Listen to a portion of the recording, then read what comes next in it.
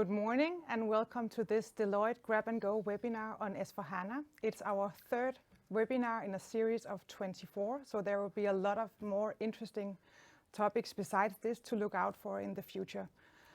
Today we'll be talking about S4HANA, and we will give you some insights and some key takeaways on how to get the most out of your SAP investment, which considerations you should do when you're transforming into S4HANA, and also how to leave some of the old legacy behind when you're transforming into a more modern digital platform. And the tagline for this session is "The times they are changing." The anthem from Bob Dylan from the 60s. It couldn't be more appropriate for this time. It's also been profiled by Steve Jobs in the launch of the Macintosh, and I think in these times, especially if you're running SAP, you would also say the times are changing in many ways. So many companies are looking at the COVID crisis we're in today and looking to see how they can evolve into the future. So, So maybe a little bit about who we are. So my name is Marianne Jensen, and I'm responsible for the Danish SAP practice here at Deloitte. And my name is David Colgan, and I have Nordic responsibility for our SAP practice in Deloitte. Yeah, great. So what are we seeing on the market today when it comes to why companies are looking at S4HANA? We are seeing a number of themes here, and I'd ask you to take note of these, because we're also going to ask you for your thoughts and opinions on what means the most for you in your own thoughts, in your company's journey planning and the like.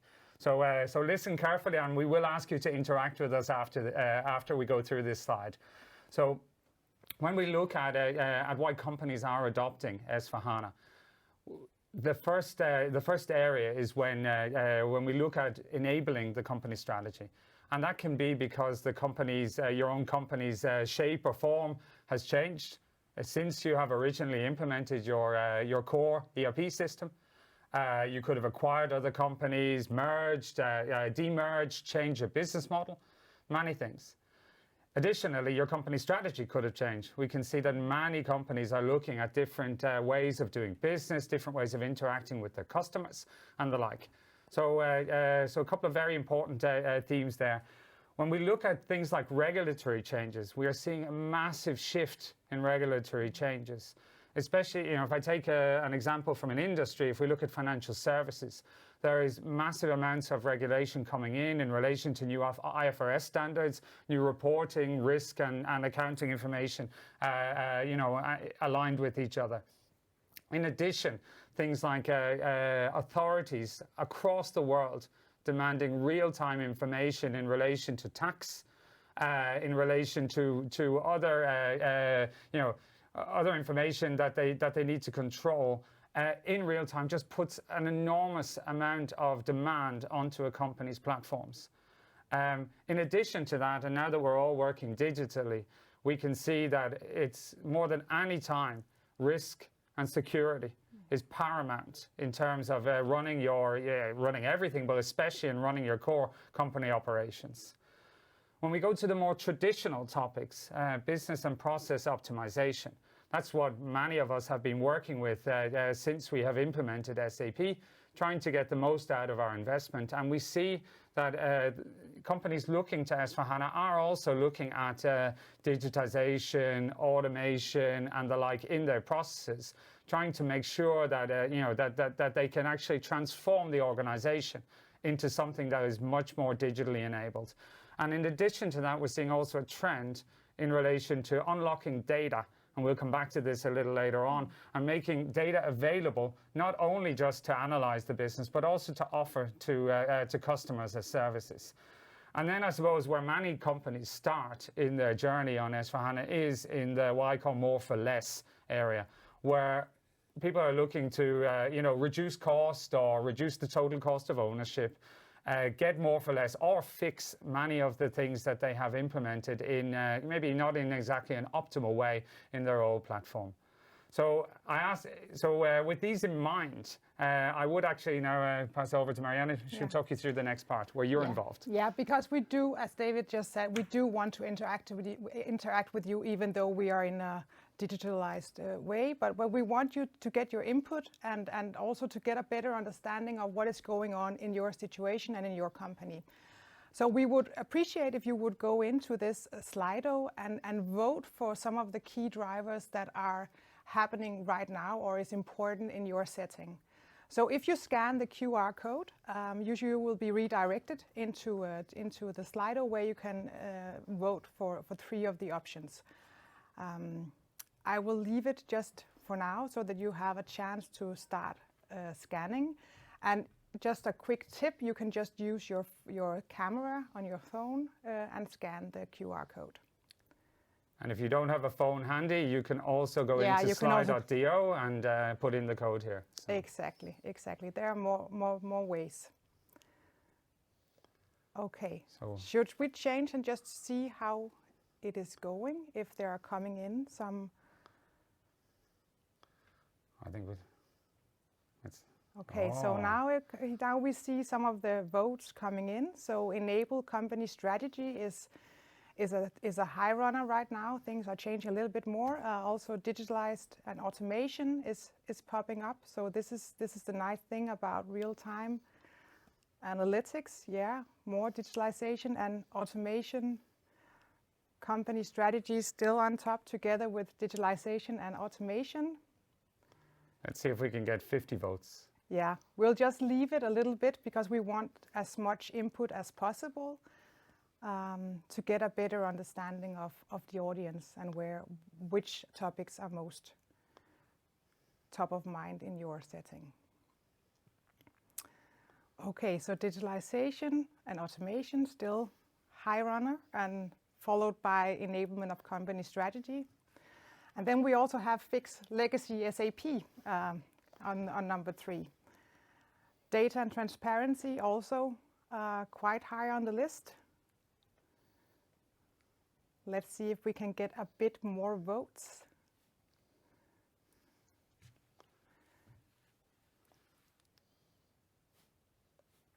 Have we peaked at 36? Yeah, it looks that way. Okay, so we have digitalization and process optimization at the top, closely followed by enablement of company strategy, and then fix legacy SAP. David, how does that correspond or correlate to what we see in the market? Now I see that there are actually some more votes popping in. But we'll keep it live. We'll keep it open, and we can just see how it evolves. But if you could put some words on what do we see in the market compared to what is top of mind here. I think if we look a little back, so S4HANA was launched in the middle of the last decade, and we saw then that companies that had both implemented their previous core ERP solution in a less than optimal way and actually couldn't execute on the company strategy. They were the ones actually who adopted first. And actually it's interesting times because I would expect that those who are really seriously considering this 3-4 years ago, the company strategy would have been higher up. It's interesting to see that those who are voting today are looking also to gain from benefits around digitization and automation. And I would say that typically when we speak to companies about this, it's not only SAP, it is also to take advantage of the digitization and automation that is in cloud applications around SAP. So this is very, very interesting to see. And I think it's also part of a trend that we're seeing moving towards digital workforces and, and making digital possibilities part of our normal working routines.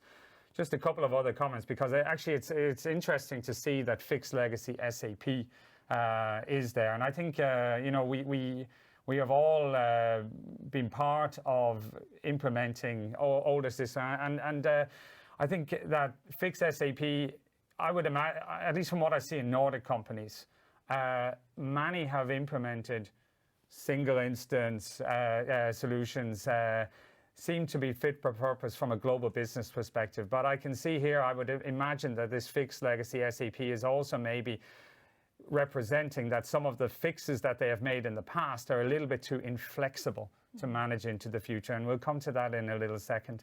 one other point here is that regulatory requirements, from my perspective, and we're getting almost to the magic 50, so this is good. Regulatory requirements is something that I would see that I can see that the audience is not really voting on it. But I think if you are looking to justify your S/4HANA business case, please look into this. This is an area that is evolving massively, and the cost of compliance to the various regulatory requirements that are popping up all around the world is massive.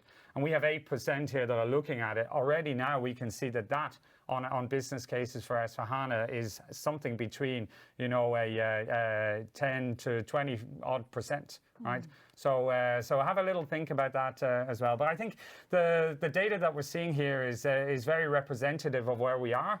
It's almost the second breadth of adoption. We saw the first ones were mainly around enabling corporate company strategy. Yeah. So really interesting. Any reflections on it yourself? No, I think you covered it very well. But of course, it's interesting to see that there are such a high number looking at digitalization and automation. Yeah. Yeah. Yeah. Okay, so we actually hit the magic 50, 51. Fantastic. So let's move on a little bit. Because we still want to interact with you in this session, and the QR code is the same as you just used, but here now you will be able to ask us questions throughout the session, and you will also be able to vote for the best questions. So at the end of the session we will have a look at the incoming questions, and we will try to answer them. So feel free to ask a question along the way, and we will deep dive a little bit more into some of the things that we see and some of the things that we want to share with you. But while we're doing that, ask us questions. Okay, David, one of the things that really surprised me when this pandemic was happening, and I'm actually a little bit surprised that I was so surprised, but it was the speed of which companies were impacted, how fast it actually went from going great to going really bad for some companies. And also, on the other hand, how fast some of the companies really innovated and changed their way of going to market, doing different customer, they reach the customers in different ways and had these new business models. But I was really surprised about the speed of how this impact happened. Yeah, I mean, certainly, I mean, we've seen everything happen in COVID. And as you say, everything we didn't expect to happen ever. We've seen massive threats to established business models. We've seen, you know, retailers with no online presence really feel a lot of pain. We've seen supply chains that simply actually got stopped because restrictions were imposed where they couldn't actually move goods around. Companies, even just to support, to keep the business, just the lights on basically, had to reinvent their supply chain. Massive impact on supply chain planning. And of course, the new demand patterns also that we're seeing in COVID have also massively impacted. And again, this of course has led to a lot of innovative ideas and innovative solutions, but it has put an enormous strain on what were otherwise pretty robust platforms. And I think this is something that I want to highlight here, that when we, and I myself included, have been involved in setting up these core ERP solutions in the 90s and noughties. We built them to last. So we built them to stand the test of time. We built them as, you know, monoliths, as rocks, as the, you know, real core solid solutions for companies. And we are now seeing that simply doesn't hold. We have to really build these solutions to evolve and to evolve with the company. And that requires an oxymoron. It requires a robustness and also a flexibility, which don't normally go in the same sentence. But and we will explain a little bit about how we can actually get to the best of both worlds. But you know, we are seeing that we need to do something completely different. And S/4HANA enables with its smaller core with the ability to talk to surrounding applications, and we'll talk a little about that in a second, gives the possibility of maintaining a robustness that you need to control the business, but also, much more importantly, a flexibility to evolve. So when we look and when we design solutions for the future, core digital solutions, and also our recommendation to you is to build them to evolve. If one thing COVID has proven, it's that nothing is given. So we don't know what the next one of these will be, and we simply have no clue what to look at in the future. And we need to ensure that we have a flexibility in our corporate solutions, so we're not standing there, looking at the world around us without an ability to execute and keep our business running. Okay, so the key takeaways for sort of preparing to have that agility in the company, so that they are ready and prepared for the next normal or the new normal, or what we choose to call it. But what are the key takeaways? Yeah, I think it is really key to understand which part of your enterprise platforms needs to be robust. So where you really feel that look, this is the core of what we do, and this is this is not going to change. But make sure that you re-architect your processes, your solutions, and also have the flexibility in your organization to be able to have surrounding that core, to have the ability to execute intelligently on what's happening. And I think if we go actually maybe this is because we're going to explain some of the key considerations now for how to set your business up to evolve and not just to survive. And one of the key things here is there are a lot of intelligent solutions out there. If we look at intelligence, I mean, if we take the speed of intelligence right now, if we take that it took 100 years to go from the typewriter to the PC, and from the PC to interactive handheld devices, 30 years. And actually recently, we've just had an announcement from Neuralink that they, in 3 years, have developed brain interaction to computer. And I mean, if we look at the speed of innovation these days, you cannot, because many of our companies are operating, massive, solutions, massive finance, supply chain, customer service departments. We can't innovate in the core at that speed, but we need to have the ability to tap into these intelligent solutions so that we can actually get benefit from them. Yeah. So when we talk about intelligent, we really talk about embracing some of these new technologies or disruptive technologies and putting them into good use, making sure that we optimize the business processes, that we utilize some of these new technologies into doing processes differently going forward. There are many companies already doing that, and I think also the key takeaways that you voted for also indicates that you are looking down this pattern already, and companies are really trying to embrace those technologies and changing the way of doing business. Yeah.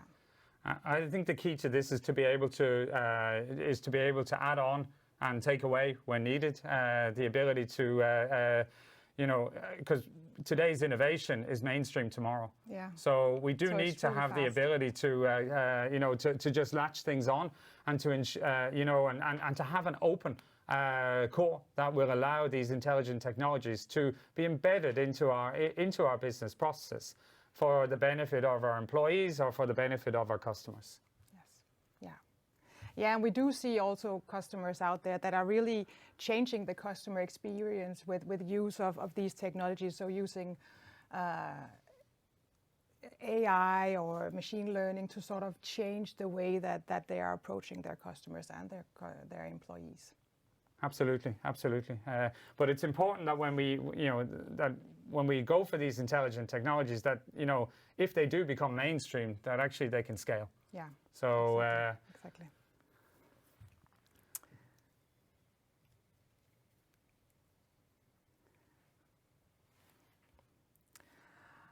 Okay, but when we look a little bit more about the responsiveness, so we're talking about the intelligence and how can we sort of optimize our processes and how can we put in more things.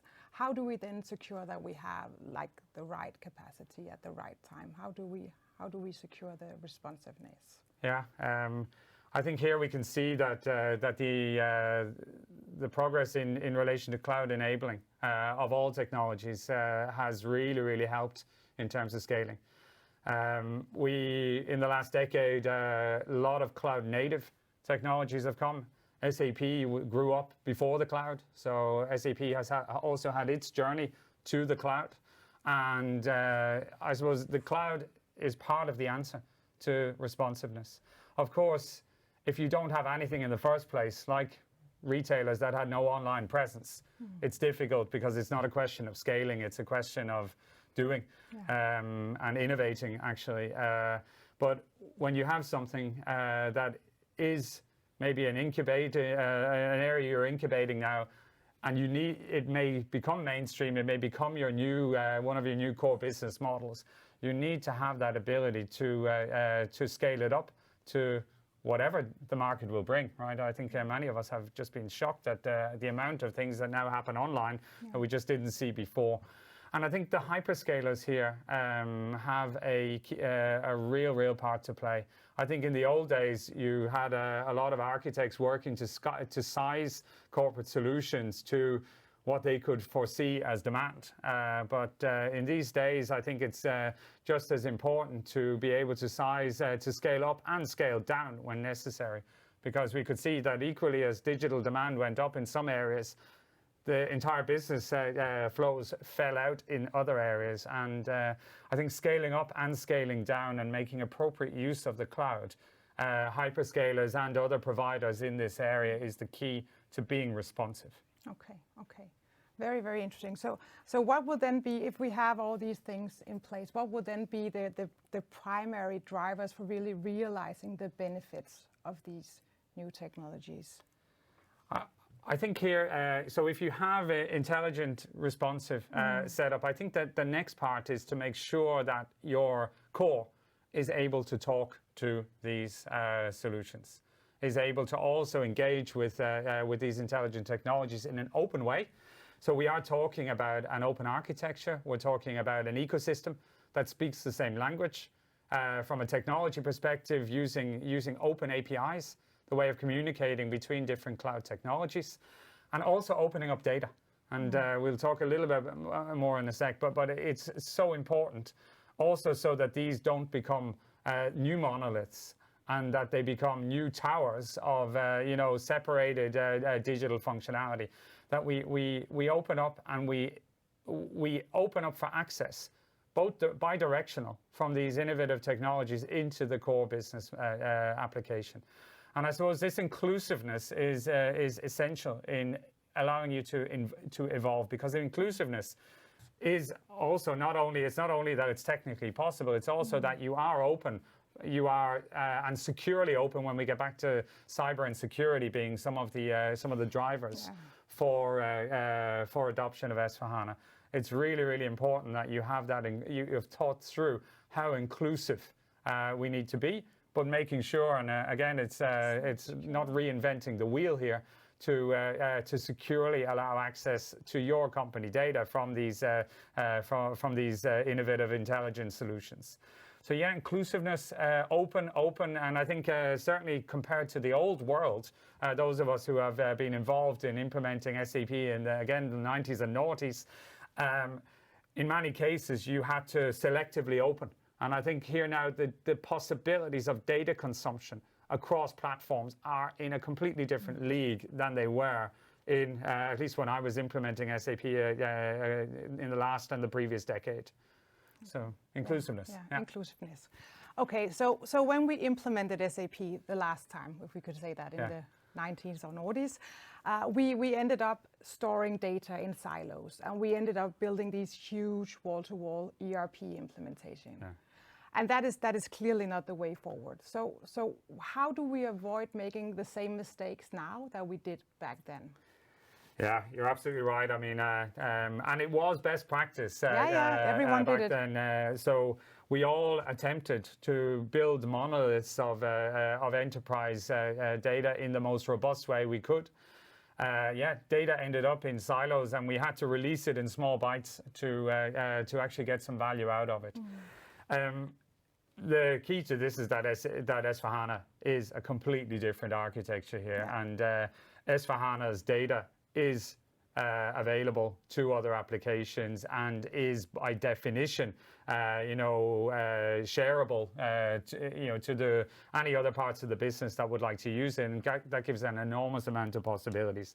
But to do this properly, you actually need to re-architect a little bit, because where you need this robust data is in the core. So you actually need to look to see that in addition to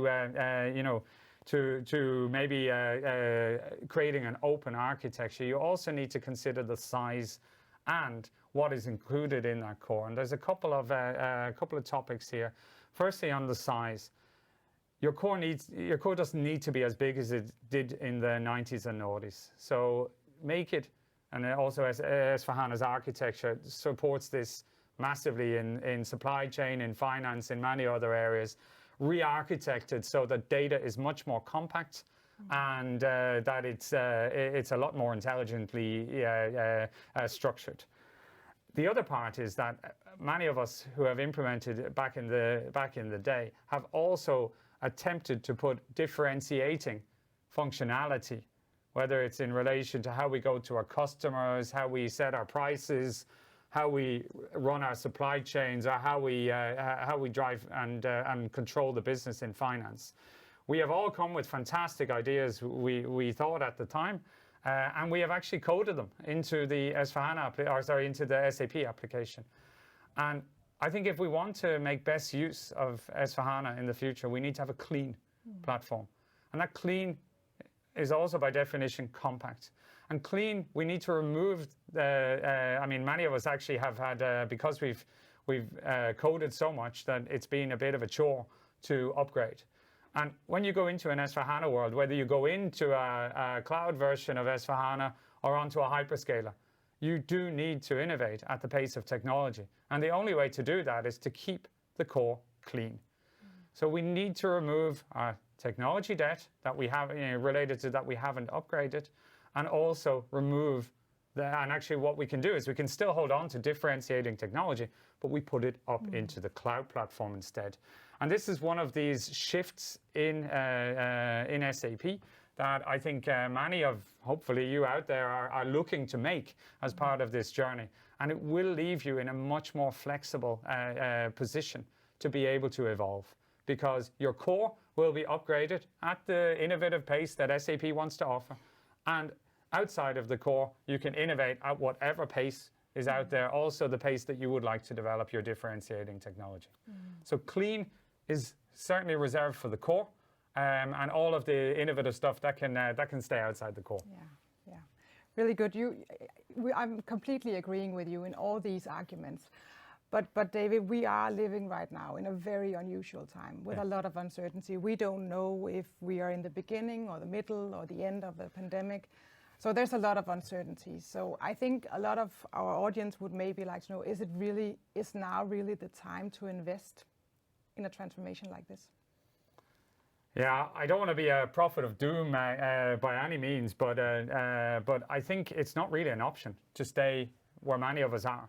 On our old platform, we can see that business models have changed, and they are here to stay. There is a new and a next normal, and it's different than the one that was there in February. Yeah. So certainly to stay where we are and rest on our laurels and wait for everything to return to what we knew before, I don't really think that's an option. And I think if anything, this situation that we are all in has been an eye-opener for us. And I think if any of you are working on business cases or cases for change or otherwise, it is certainly the right time to get attention and to maybe be able to better understand and more tangibly express the consequences of not changing.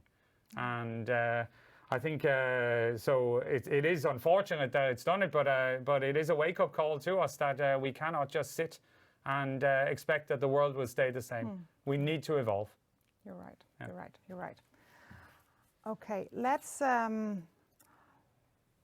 a look at some of the questions, if there are any questions. I think maybe what we do, we'll just make sure that that everybody has had 30 seconds to look at, ask their own questions and maybe vote on the questions that are there. And let's see what they come. So please, again, say it's the same Slido link that you've had before. And the QR code will get you there as well. Should we try to change? Have a look at what is coming Yeah, in? let's see what's in. Let's have a look. Oh, there are actually a lot. Okay, so the first one, everyone has an S4 plan. Some are already executed, but most are just in the planning phase. What do you see as the biggest motivation to accelerate these plans? This is almost getting to my favorite quote, Mike Tyson, you have a plan until someone punches you in the face. And we've been punched in the face by COVID. So I think actually most of us have a plan. In fact, many companies have had multiple iterations of an S4HANA plan, not all of which have actually resulted in execution. And business cases and yeah, exactly. So so I think, and what I have seen is a bit of inertia in this process, because we plan about planning, and we know that we have to do certain things. And I think what we need to do maybe is extend, because I think maybe what's held most companies back from executing on those plans, it's a big investment. Because S4HANA is rarely just a technical exercise. It's not just a button to click and an upgrade and otherwise. You need to reinvent your core supply chain, finance, and other processes to take advantage of the investment. So I would say that it is a perfect time to put some meat on the bones of those plans and of those business cases. But I think it's actually time to put the long lens on. So it's time to look out there, and as I said, there are some hidden things out there, and we can see the COVID impact on all of our businesses. Yeah. But please look for cyber and regulation and some of the other areas that we have seen you also vote on that are important for you. And try to put some value on those, because I think many of us are at a kind of a tipping point. We are almost there. We almost have the focus of our leaders and of our company management, but we just haven't got there yet. And really, if you are going to execute a transformation enabled by S4HANA, it does need to be at the top of the priorities. And therefore, being able to express that in terms that will put it at the top of your, or very, very close to the top of your company's priorities are very, very important. And again, if you have implemented SAP in the 90s and noughties, many of our company executives and leaders will have said, well, we've done that already. Yeah. But in fact, we do need to do it in a different way, because the monolith just doesn't hold. We need to be back to the small core. Yes. Okay, let's have a look. The next one is, now you need to be a little bit more of a fortune teller. So will SAP postpone the deadline for migration to S4HANA again? That's a really good question. I think originally all of this discussion came out where SAP put 2025 as a due date for a best before date for the system, moved to 2027. I think if we look at it right now, we're in 2020. We could already see from the votes and from the audience here that many companies have not, that maybe they're in the process of preparing for their S4HANA journeys, or they're maybe in the initial stages of execution on it. Some will have a shorter journey if it's more reusing what they have today and maybe not so much transformation. Others who really see an opportunity to change their models and to take advantage of different functionalities there, they will take longer to implement. Although I would have to say here that, we should not be talking about the 5, 7, whatever number of years implementations that we have seen in the past. We have become a lot wiser around that, and again, we are also able to use technology advances to do things a lot faster. But even still, if we just take a check that we're in 2020 and 2027 is the deadline, many companies will not have reached the goal at that point in time because they will decide later, or so there will be situations where SAP will be able to handle this. But I do think that we are not on a burning platform. If you're on SAP ECC or whatever version of SAP you're on, I would say you should not use the stick to justify a move to S/4HANA. There are so many carrots that we should be able to hang out, and I think the important thing is to understand where to look for them. Yeah. So I don't know. Again, I'm not a fortune teller, but I think you shouldn't use the 2027 as the stick. You should use the opportunities as a carrot. Yes, I agree. Okay, what would be organizations? Let me just check. So how could they be more robust and flexible for the future? Yeah, really good question. And so this is also a question of diversity, Yeah. and I mean, we all have to admit, and I think the Nordics is a bit of a strange, region from that perspective, in that many companies who adopted SAP actually adopted a lot of SAP. In many other parts of the world, SAP, has a very core function in an organization, but companies have chosen other technologies around. In addition to that, we have seen cloud-native technologies. We all know who they are for various line of business specific niche areas, not so niche areas, and they are here to stay. Yeah. So I think anybody, in fact, I don't know a single company at this point running an SAP-only environment. There is always something on the side. And in fact, SAP also recognized that too. And this is about opening up the architecture so that it can handle other non-SAP environments, non-SAP applications, and especially those where we need this flexibility. So whether it's one or the other, whether it has an SAP tag on it or a non-SAP tag on it, you still need to think the same thoughts on robustness and flexibility. Okay, can you give examples of intelligent technology? Yeah, I think we both can. Yeah. So maybe I start. I mean, my own background is in finance, and what we can see here is that we actually see a shift in the workforce towards actually more digital workforce when we look at global finance models. And things like, if we look at traditional operational finance activity, like looking at incoming payments and trying to figure out which invoices and other things they relate to, has to a very large extent been replaced by machine learning. Yeah. So that's one example. Maybe you have others. Yeah, there are also a lot of intelligent technologies out there on the market. So there are companies working with conversational AI to give better customer service, and also utilize that AI and machine learning in a way to sort of reduce the workload on some of their people.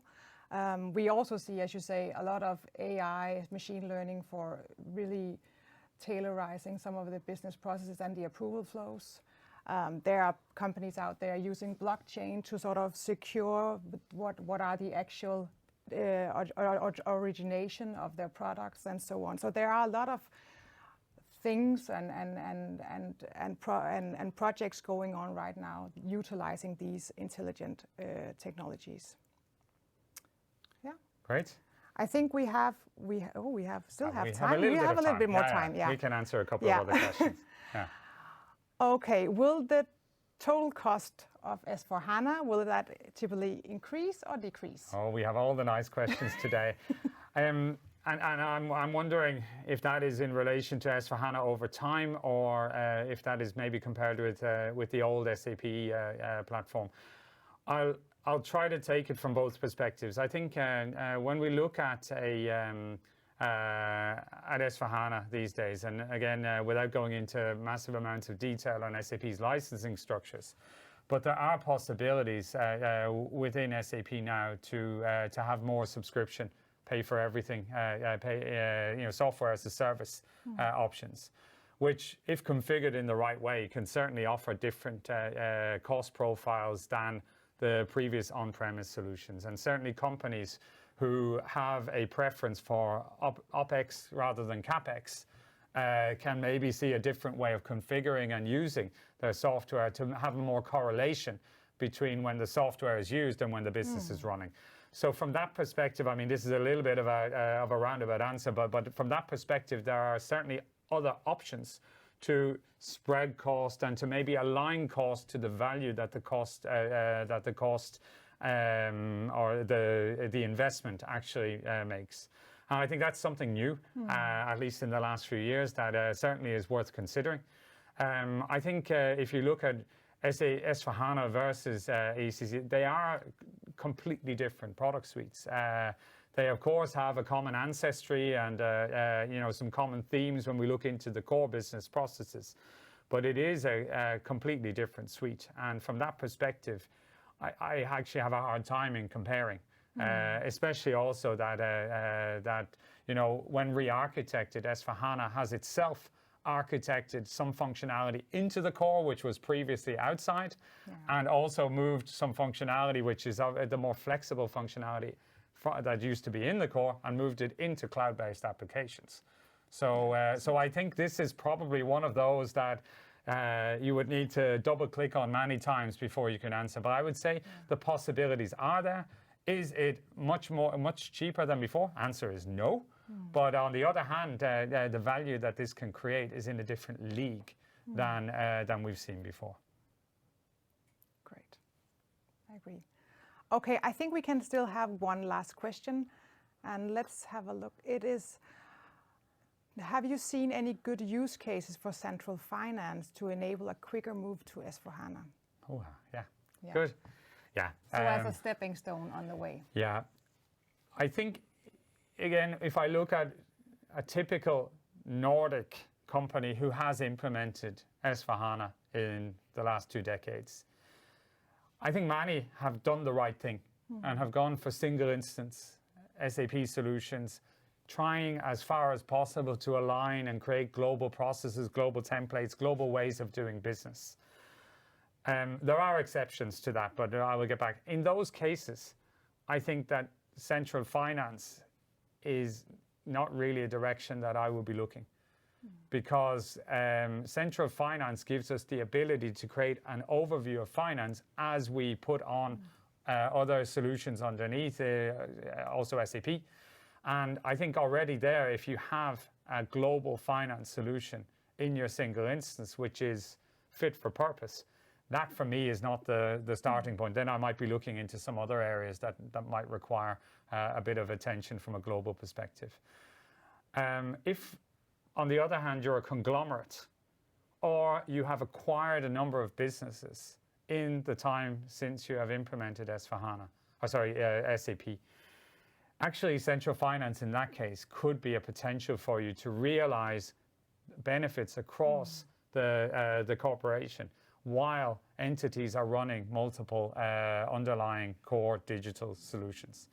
And I think there it really depends on what type of business you are as to whether central finance is an option. Yeah, I completely agree.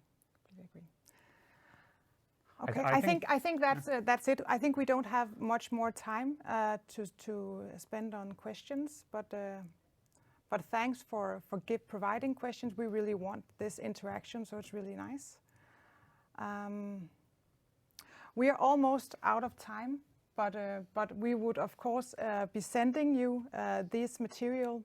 There might be some of these things that we have touched upon today that are more relevant for you than others. And if you want to have a more tailorized or more detailed discussion about what can S/4HANA actually do for you, and can we realize more potential than you already have identified yourself, then please connect with us, reach out to us. We will send you this material via an email later today or this week at least. Yeah, and I think that's it. Thanks for joining, and wish you all a very, very nice day. Stay safe. Yeah, stay safe. Bye-bye.